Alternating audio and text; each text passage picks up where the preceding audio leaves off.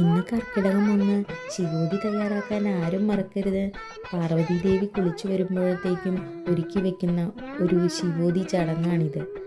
ഇത് ദൈവത്തിന് ആദരവോടെയുള്ളൊരു തുടക്കമാണ്. നമ്മുടെ ഭക്തിയും വിശ്വാസവും അനുസരിച്ച് ഈശ്വരനെ വിളിച്ചു വരുത്തുന്ന ആദ്യ ചുവടാണിത്. ഇത് വെറുതെ ഒരുക്കി വയ്ക്കുന്നതല്ല, ദൈവം വന്നിരിക്കാൻ വേണ്ടി സ്നേഹത്തോടെ ഒരുക്കുന്ന സ്നേഹസമർപ്പണമാണിത്. മണിവെട്ടിയ ഈ പാലക്കുടത്തിൽ നാവിൻ്റെ പകർച്ച പോലെയായിരിക്കും ശിവോതിക്ക് ഒരുക്കുന്നത്.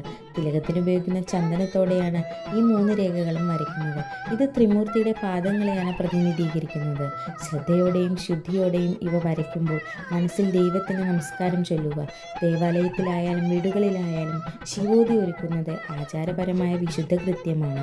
ദേവനെ സ്നേഹത്തോടെ വരവേറ്റ ശേഷം ഭക്തിപൂർവ്വം നമസ്കരിക്കാം. ശുദ്ധമായ മനസ്സും ഈ ശിവോതിയുമാണ് ദൈവസാന്നിധ്യത്തിനുള്ള വഴിയാകുന്നത്. ഇത് അതിരാവിലെ ഒരുക്കേണ്ട ചടങ്ങാണിത്.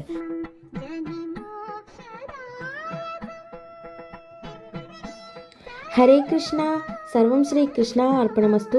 ജയ് ശ്രീ രാധേ രാധേ.